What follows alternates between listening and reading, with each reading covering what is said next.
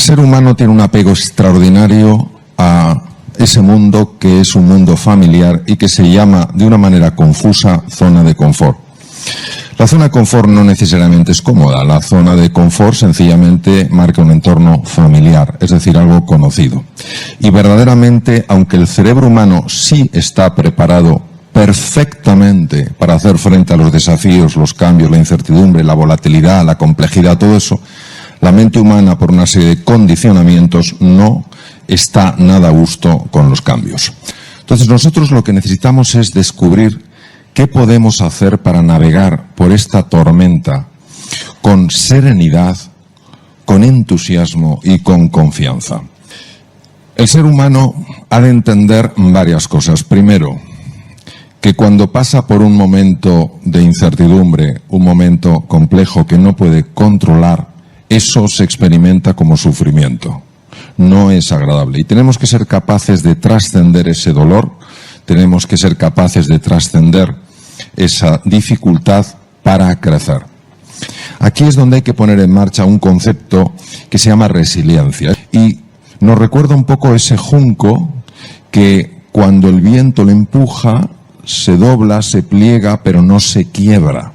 Y cuando el junco ya no está sometido a la presión tremenda del viento, ese junco vuelve. Es decir, la capacidad de resistir un determinado grado de deformación y la capacidad de recuperarse una vez que ha sido deformado, eso define la resiliencia. Entonces, cuando nosotros conseguimos ser resilientes, es decir, conseguimos no quebrarnos ante la presión, no quebrarnos ante el dolor, no quebrarnos ante la dificultad, no quebrarnos ante la incertidumbre, ese junco se hace más robusto.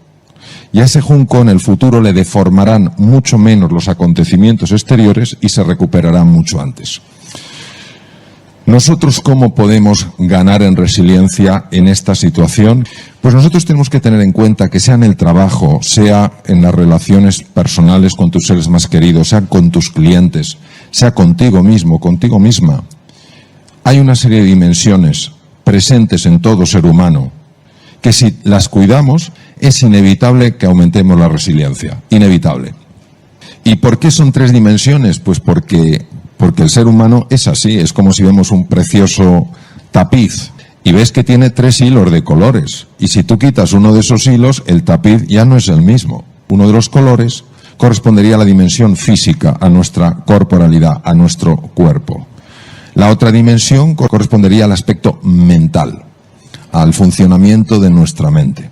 Sabemos perfectamente que en el cuerpo se generan procesos mentales. Por ejemplo, sabemos que en el tubo digestivo hay un cerebro que tiene ni más ni menos que 500 millones de neuronas y que está afectando directamente a los estados de ánimo.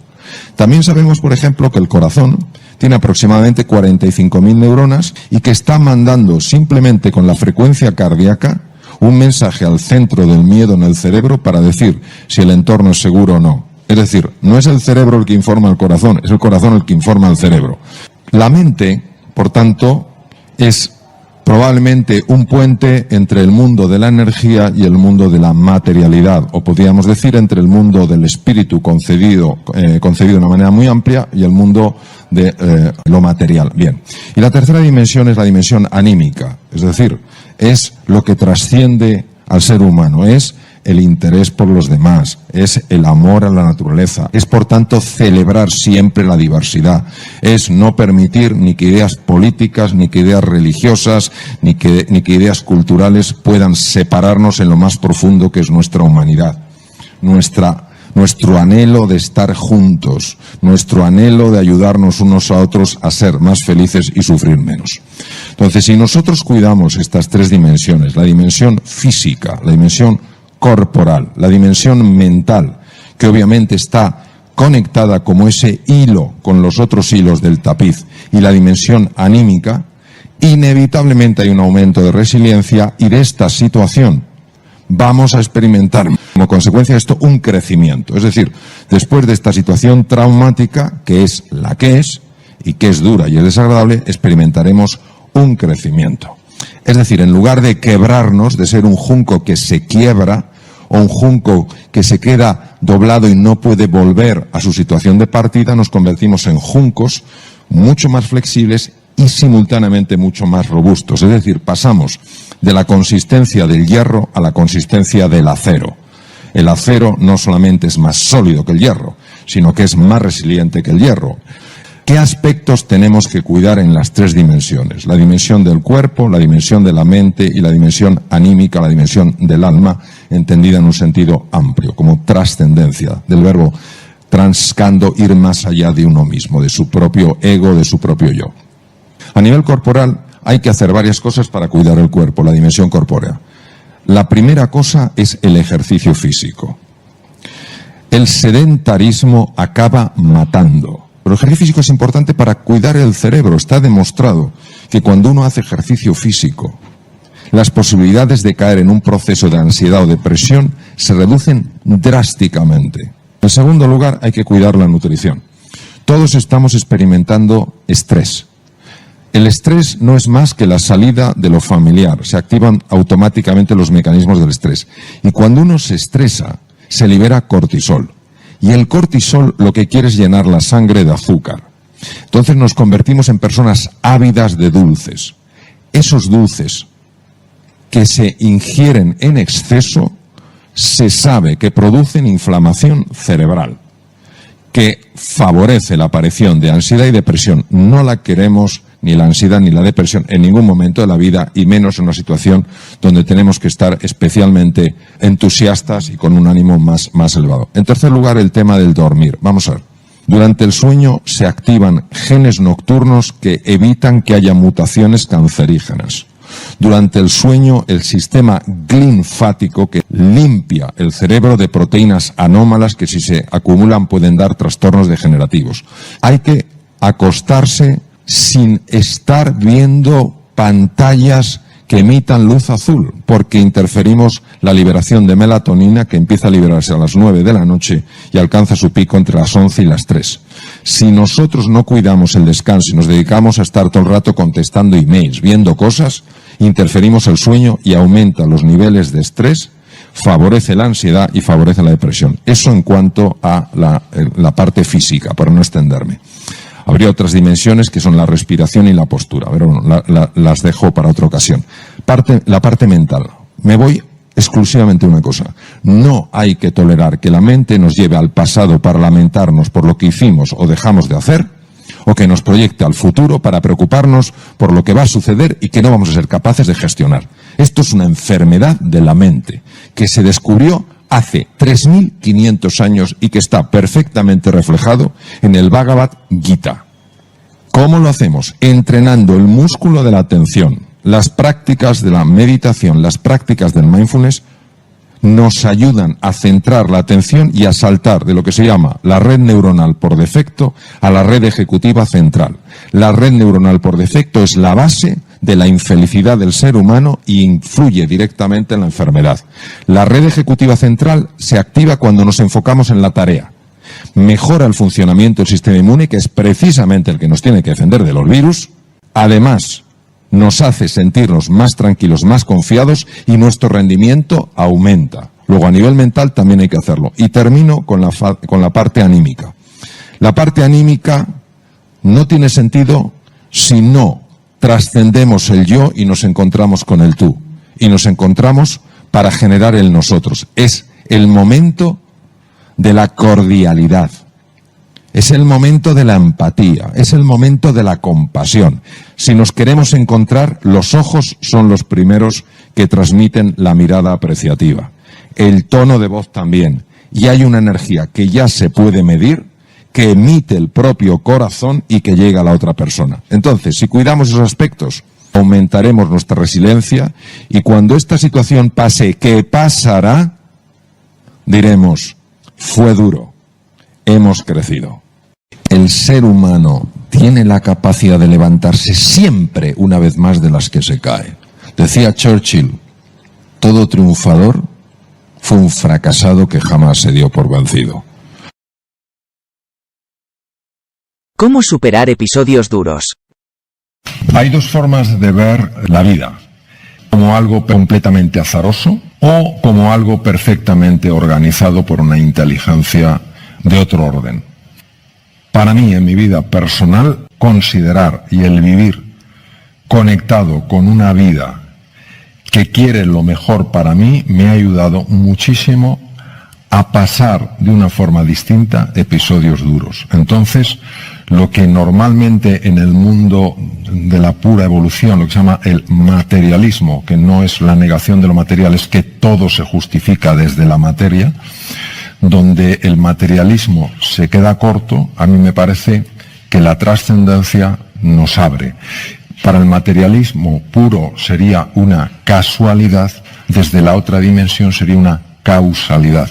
Si yo me enfrento a lo que me está pasando y activo la amígdala, seré mucho más incapaz de resolverlo. Si yo acepto esta realidad que esconde una lección que de momento no veo y me abro a aprender la lección, tendré mis zonas anteriores del cerebro plenamente operativas y podré navegar mucho mejor. No es fácil, nada fácil mantener la calma si inmediatamente no tomas el control de tu foco. O sea, nada de buscar chivos expiatorios, nada de buscar culpables. ¿Dónde está la solución? Entonces, el foco es rapidísimo cuando tú tomas control en ese sentido. Entonces, ¿a dónde llevo yo el foco? El foco siempre a ganar, nunca a no perder. El foco a la solución, no al problema. El problema ya sabes que está. Cuando nosotros en la incertidumbre solo vemos lo desconocido, lo que no controlamos, lo que no gobernamos, ¿por qué es tan importante establecer una relación radicalmente distinta con la incertidumbre?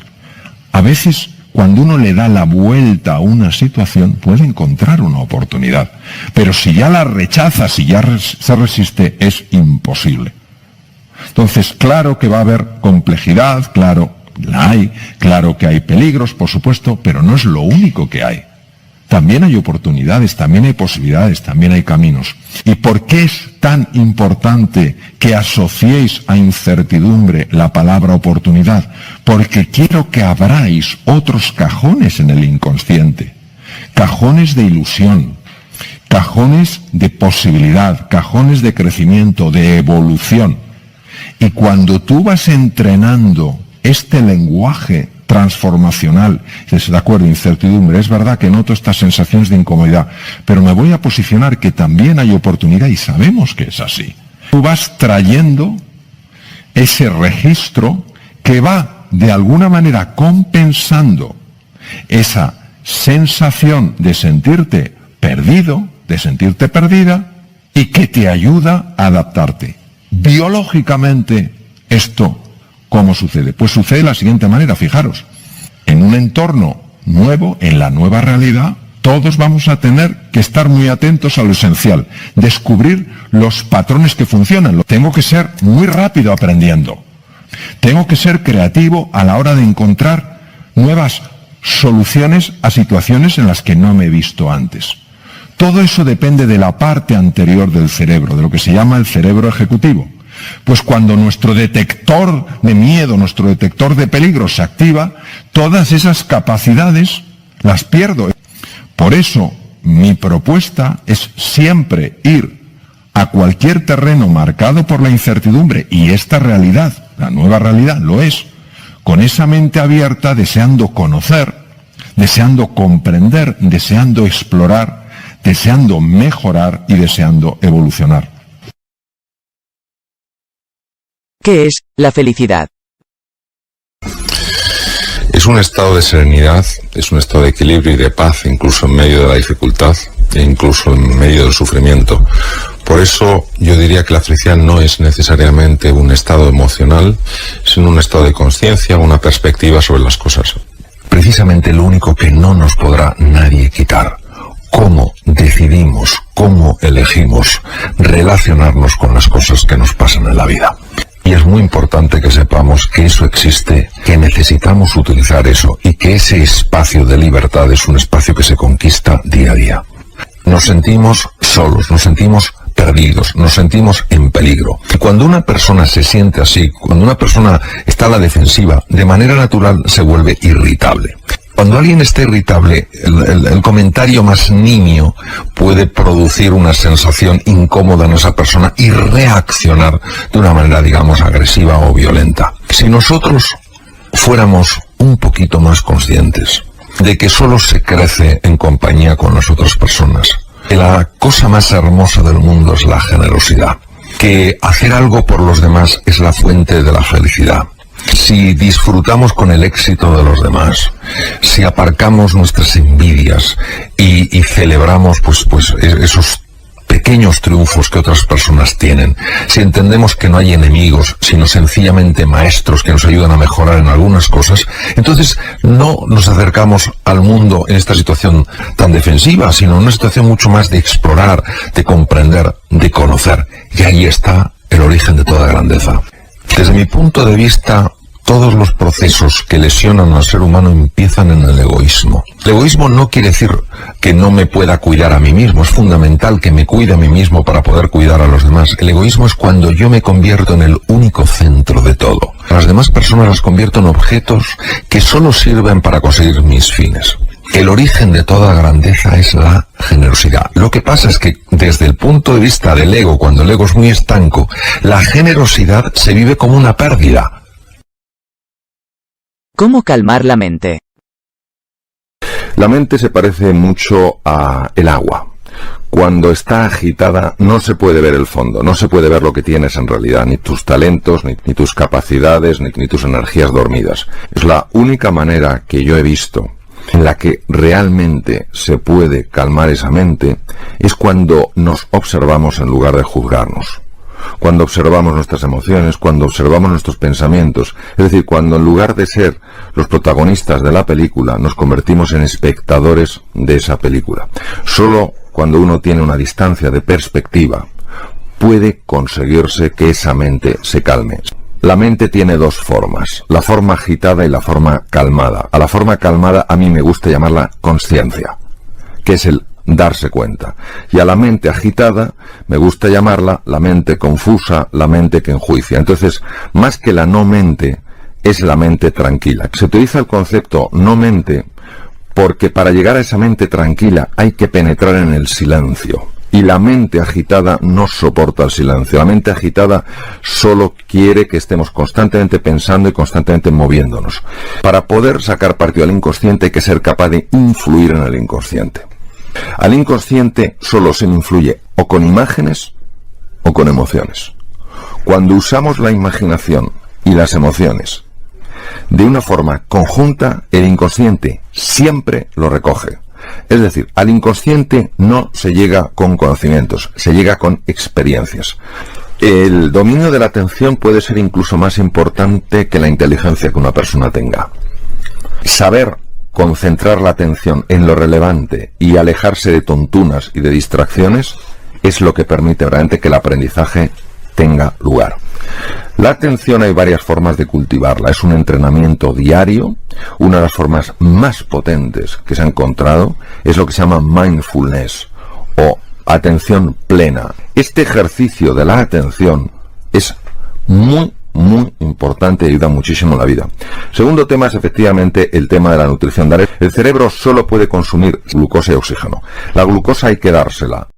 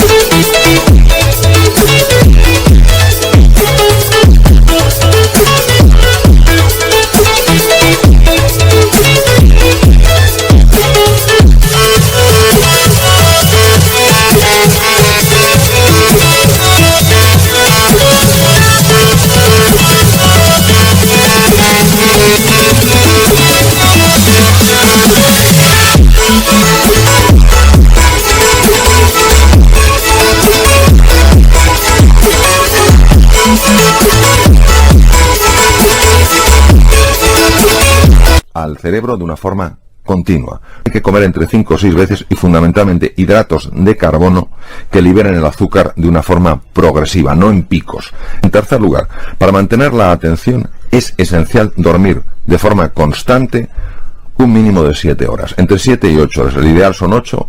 Cuando reducimos las horas de sueño, supuestamente en beneficio de la eficacia, la atención baja radicalmente.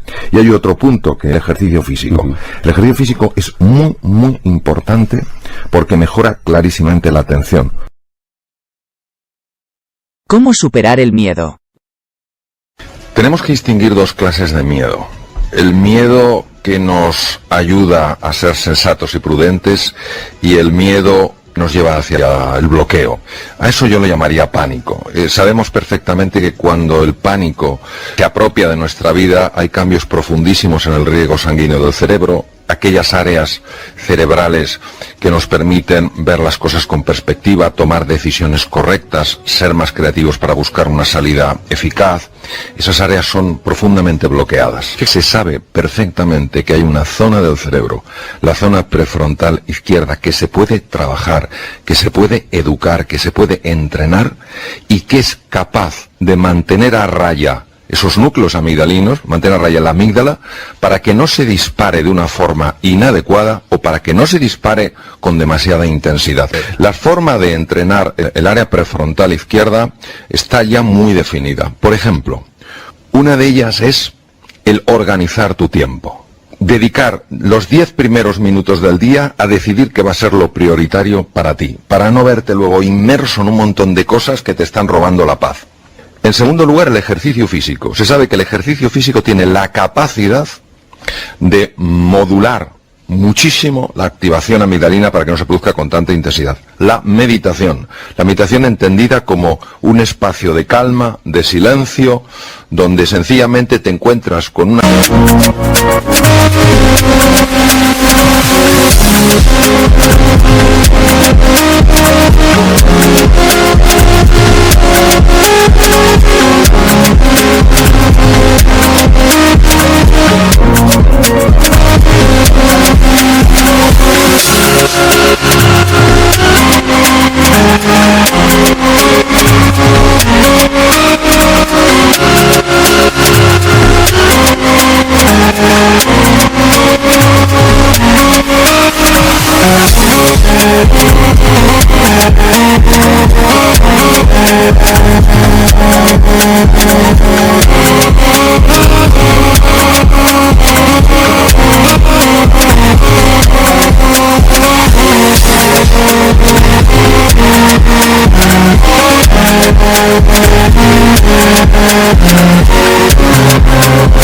sensación de vacío, ausencia de pensamientos y donde existe una conexión muy profunda con tu cuerpo. Todo lo que sea la comunicación con los demás, cuando verdaderamente tienes confianza con otra persona, cuando verdaderamente puedes abrirte a otra persona, no desde la queja, no desde la protesta, sino desde la petición honesta de ayuda, porque todos necesitamos ayuda. Se sabe que el área prefrontal izquierda también se activa. También se activa cuando usas muchas más palabras positivas.